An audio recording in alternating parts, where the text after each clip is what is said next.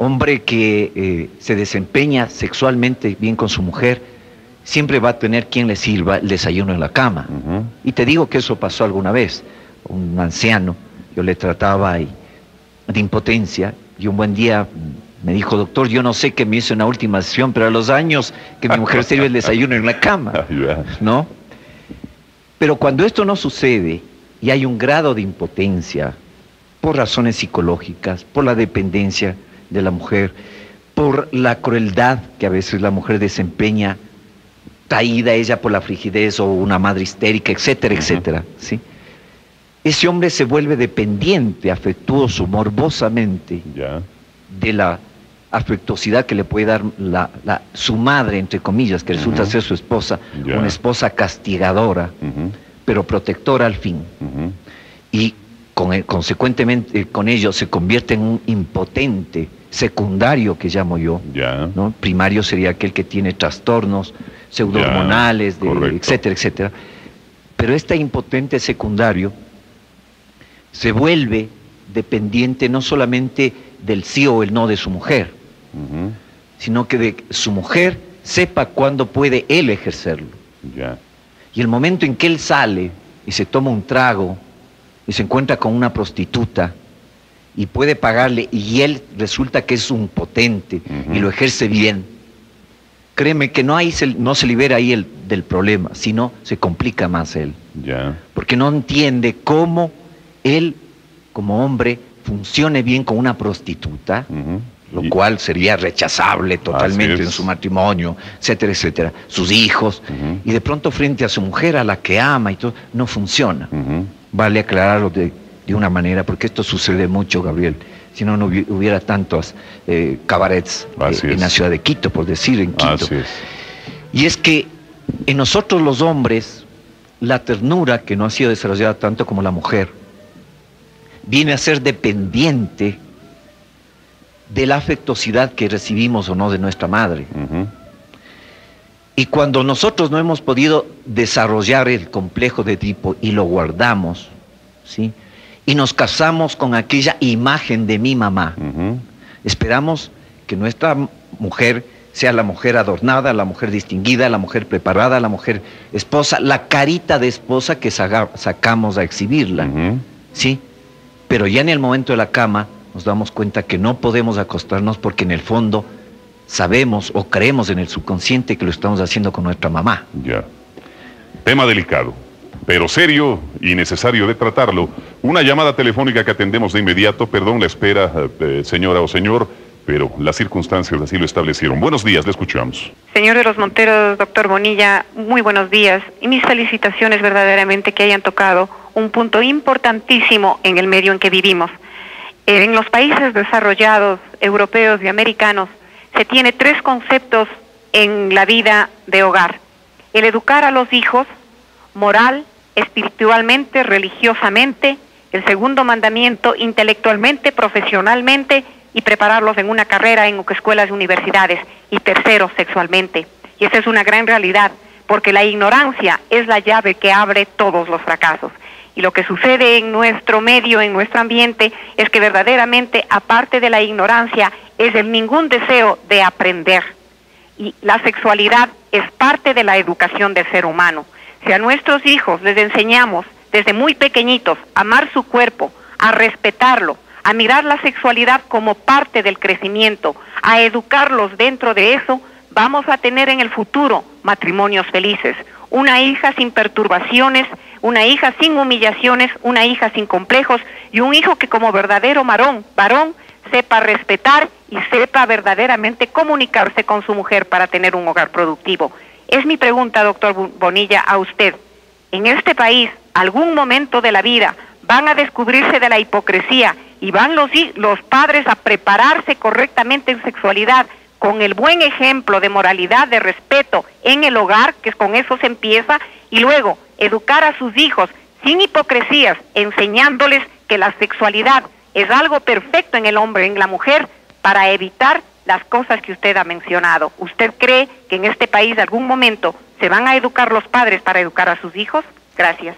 Gracias a usted, señora. Interesante la evaluación, el análisis, el comentario y desde luego la pregunta. En efecto, los temas de la educación sexual en este caso, resultan evidentemente claves, pero la señora dice algo. ¿Cuándo van a educarse los padres para luego educar a sus hijos?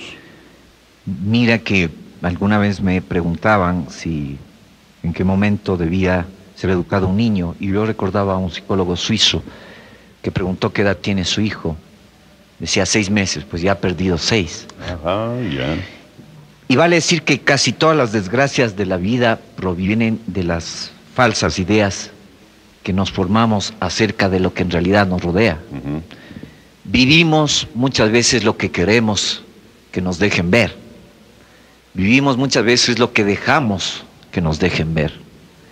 Y no vivimos lo que realmente nosotros, por nuestro derecho de haber nacido desnudos y morirnos desnudos, debemos tener el derecho de ejercerlo.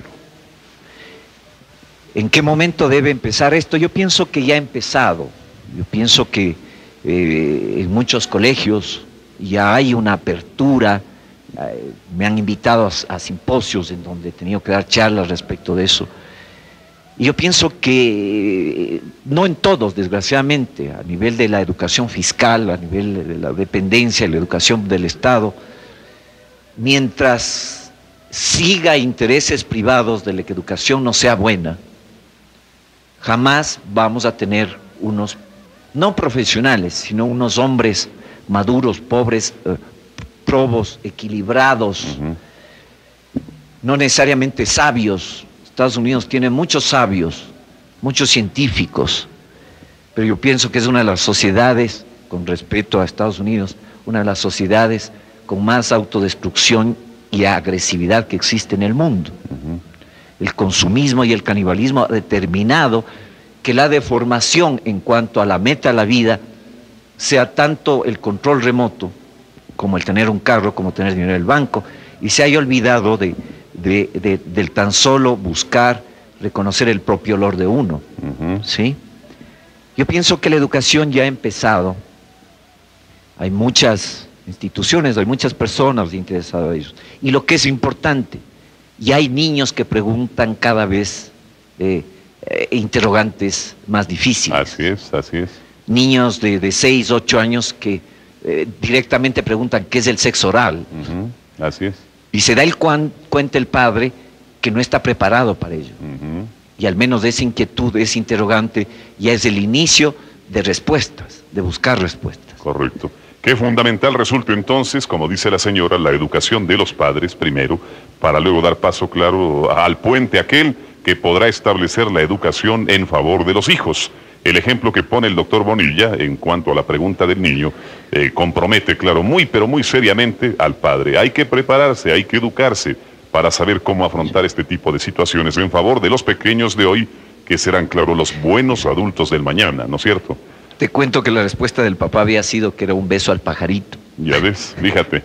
Esa es una respuesta, pues, ingenua, pero muy alejada de la realidad. Una llamada más que será la última por razones de tiempo. Buenos días, le escuchamos. Doctor, una pregunta.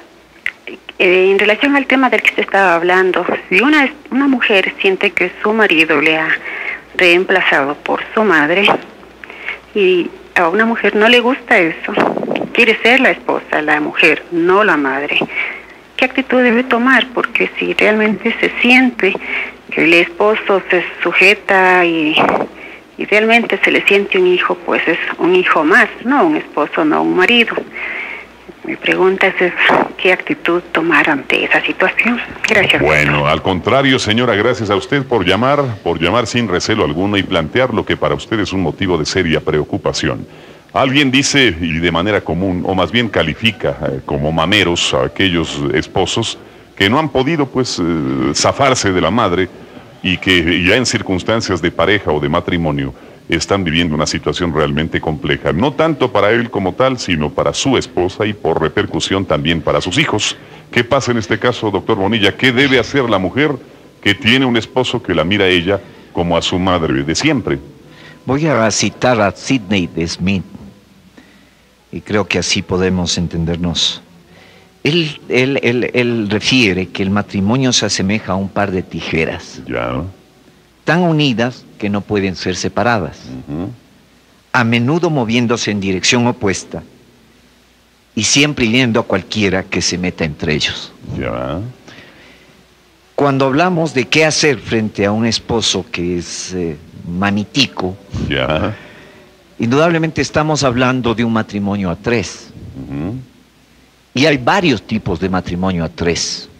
A tres con el amante, a tres con la amante, a tres con el papá o a tres con la mamá. Ya.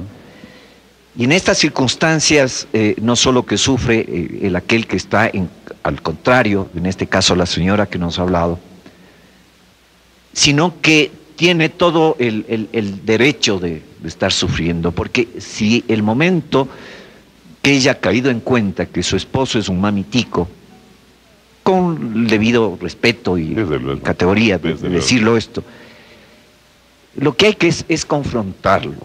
En nuestro país, hablemos de nuestro querido país, lo que nos ha faltado mucho es la confrontación, educada, respetuosa, pero confrontación al fin, donde digamos las cosas como se deben decir. No hay mejor diálogo que el que quiera hacerse, y no hay peor diálogo que el que se oculte. Y en esas circunstancias, si usted puede confrontarle a ese esposo en hacerle caer en cuenta, en el mejor momento oportuno, que no debe ser en el mejor momento que resulte inoportuno, es decir, no va a decirle eres un mamitico cuando estén manteniendo relaciones sexuales, por favor. Es como que cuando uno está bailando y mientras el baile usted le diga, pero no te olvides de contar los cubiertos de tantos invitados que ha habido aquí, ¿no? Claro. El momento mejor se refiere al momento en que él esté dispuesto a recibir un mazazo como ese, que le digan, tú sigues siendo hijo de mamita. Siendo hijo de mamita. Claro. Y hay cosas que en mí te encargas y me encargas como tu madre.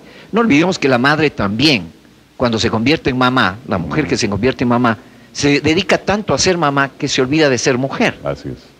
Y a veces el hombre, encantado de la vida, se entrega también a ser otro hijo más de su esposa.